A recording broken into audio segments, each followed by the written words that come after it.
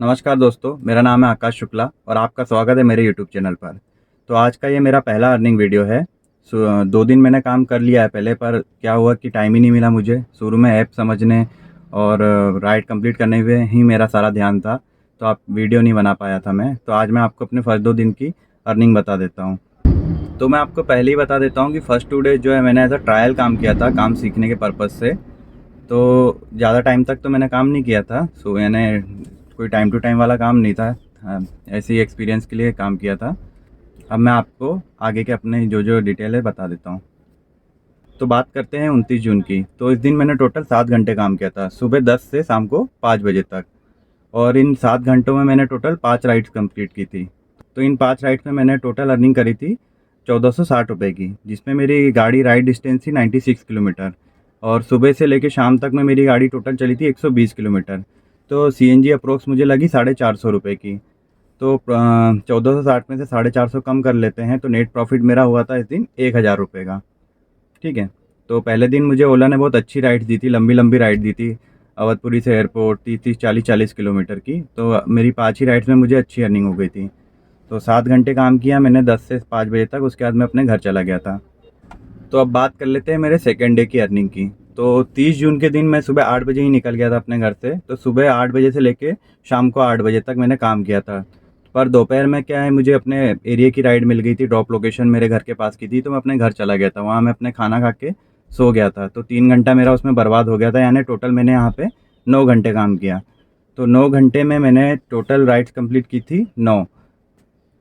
तो in total 9 rides में मुझे अर्निंग हुई थी 1160 रुपये की, जिस पे मेरी गाड़ी चली टोटल 68 किलोमीटर ने। राइड की डिस्टेंस 68 किलोमीटर थी, पर सुबह से शाम तक चलने में मेरी गाड़ी 90 किलोमीटर टोटल चल चुकी थी। तो सीएनजी अपन मान लेते हैं अप्रोक्स मुझे लगी 350 रुपये की। और मेरा नेट प्रॉफिट रहा सीएनजी काटने के बाद 810 रुपये का।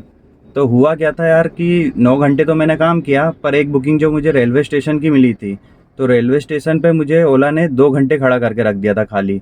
2 घंटे तक मैं अपनी नेक्स्ट बुकिंग का वेट करते रहा था। तो उस चक्कर में मेरी अर्निंग कम हुई थी। तो ये एक फंडा है कि ओला भर में अभी मैं काम कर रहा हूँ, मेरे पास कोई दूसरी ऐप नहीं है। तो एक ऐप के भरोसे रहेंगे तो 2-2 घंटे भी बैठना पड़ सकता है आपको।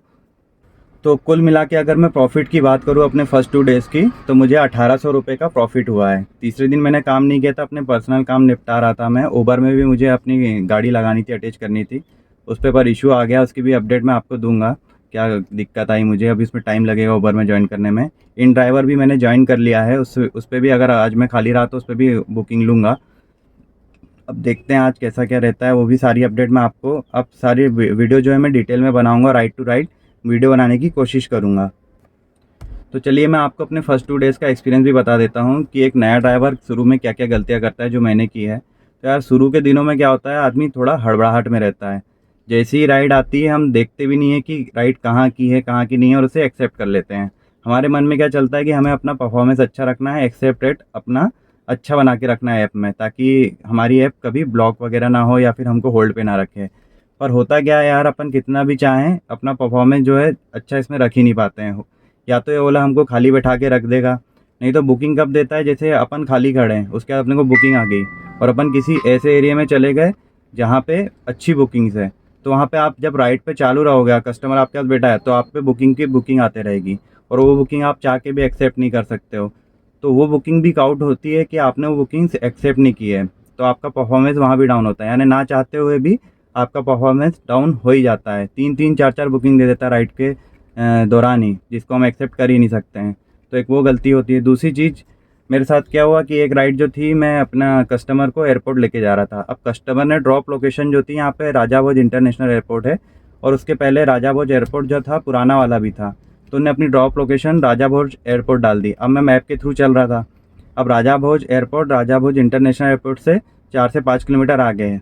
तो भाई मैप जहाँ ले जा रहा मैं गाड़ी अपनी वहाँ ले जा रहा था।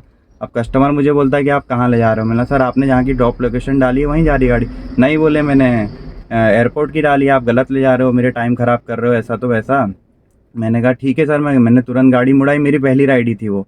तुरंत गाड़ी मुड़ाई और मैंने उसको इंटरनेशनल एयरपोर्ट छोड़ा मैप में लोकेशन चेंज करके। तो मुझे ऐसा लगा कि ये मेरी गलती हो गई कि मैंने उसको गलत जगह लेके चला गया। फिर मैं वहाँ उतरा, और भी भाई लोग थे, हमारी टैक्सी लाइन के ओला उबर वाले। तो उनसे मैंने कुछ डिस्कस किया कि भैया ऐसा ऐसा हो गया मेरे को, मैं अपने वहाँ लेके चला गया। तो बोले भैया आपकी गलती नहीं थी, कस्टमर ने राजा भोज एयरपोर्ट डाला जिसके कारण आपको पुराने एयरपोर्ट लेके जा रहा था। अगर कस्टमर राजा भोज इंटरनेशनल एयरपोर्ट डालता तो आपको वो यहीं लेके आता।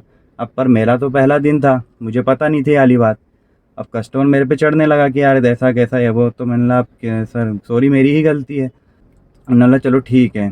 और पहले दिन मैंने क्या किया, जो फर्स्ट ट्रिप थी वो मुझे राइड पे उन्होंने कहा कि भाई तुम्हारे पैसे मैं दे देता हूँ अभी यहीं पे, आप मेरे पास टाइम नहीं है, आपने ऑलरेडी मुझे लेट कर दिया है। तो मैंने कहा ठीक है सर आप दे दीजिए जितना भी फेयर बनता हो। तो उन्होंने बोला मुझे 430 रुपये दिखाया था, मैं वही आपको पे कर रहा हूँ। मैंने कहा ठीक है। अब मेरा पहला दिन था, मुझे आइडिया नहीं था, तो मैंने 430 रुपये डलवा लिए। अब जब मैंने उनको ड्रॉप किया और अपनी जो राइड है कंप्लीट करी यानी एंड किया, तो उसने मुझे फेयर दिखाया 550 रुपये। अब वो बंदा तो निकल लिया तुरंत भाई कार से उतरते से, मेरा वहाँ नुकसान हो गया। अब मैंने फिर वही भाई लोग से पूछा तो बोले, उनने भी बताया और मुझे खुद भी समझ में आया कि यार कस्टमर को ड्रॉप करने के बाद आपको राइड पूरी एंड करनी है, उसके बाद जो फेयर बनता है एक्चुअल वो आपको कस्टमर से लेना है। खैर वो कस्टमर मुझे देता भी नहीं, उसके हाव भाव से लग गया था कि वो नहीं देने वाला है, तो वो मेरे साथ हुआ। पर उसके बाद नेक्स्ट ट्रिप से मैंने ध्यान रखा कि यार पहले राइड अपने को कंप्लीट करनी है, ट्रिप एंड करना है, उसके बाद जो फेयर आएगा वो अपन कस्टमर से लेंगे। 2-3 कस्टमर ने मुझे बोल दिया था गाड़ी में कि भैया हम आपको फ़ोनपे कर देते हैं आपका अमाउंट। मैंने कहा नहीं मैम, पहले आप जो है राइड कंप्लीट होने दीजिए, उसके बाद जितना भी फेयर आएगा आपको उतना मुझे पे करना पड़ेगा। तो ये आप ध्यान रखना कि बीच में आपको पैसे नहीं लेने कस्टमर से, राइड कंप्लीट होने के बाद ही आपको कस्टमर से जो भी अमाउंट बनता है वो लेना है। तो एक मेरी ये गलती हो गई थी। दूसरी चीज़ क्या, मैं रेलवे स्टेशन में खड़ा था। तो रेलवे स्टेशन में यार अपन इतनी अच्छी लोकेशन पे खड़े हैं, वहाँ बुकिंग पे बुकिंग मिलती है अपने को। तो मैं रेलवे स्टेशन पे खड़े होके भी 2 से 3 किलोमीटर दूर की बुकिंग्स ले रहा था। यानी जैसी बुकिंग आती मैं एक्सेप्ट कर लेता और 3 किलोमीटर दूर चले जाता। तो ऐसा भी नहीं करना है, हमको देखना है कि भाई पास से बुकिंग मिल रही है तो उसको एक्सेप्ट करो, क्योंकि रेलवे स्टेशन में आपको तो वहीं की जो आते हैं पैसेंजर वहीं कहीं आपको बुकिंग मिल जाती है। तो ये ध्यान रखना है कि यार हड़बड़ाना नहीं है, आराम से काम करना है और परफॉर्मेंस के चक्कर में नहीं रहना है, क्योंकि यार वो चाह के भी अपन कवर नहीं कर सकते हैं, क्योंकि राइड के दौरान ही आ जाती है बुकिंग और वो अपन एक्सेप्ट नहीं कर सकते तो नेगेटिव काउंट होती है कि हमने तो आपको इतनी बुकिंग दी थी 15, आपने तो 7 ही एक्सेप्ट की। तो भाई जब हम खाली रहते तब दो ना, तब नहीं दोगे, पर जब राइड में तब आप बुकिंग दोगे तो हम चाह के भी एक्सेप्ट नहीं कर सकते हैं। तो एक ये इशू मेरे साथ आया जो मैंने आपको बता दिया, और आगे भी जो जो मेरे साथ चीज़ें होंगी मैं अपना एक्सपीरियंस आपके साथ शेयर करते रहूँगा। तो अगर आज का वीडियो आपको पसंद आया हो तो मेरे वीडियो को लाइक कर लीजिएगा और चैनल को सब्सक्राइब कर लीजिएगा। मिलते हैं ऐसे ही किसी नेक्स्ट वीडियो में। धन्यवाद।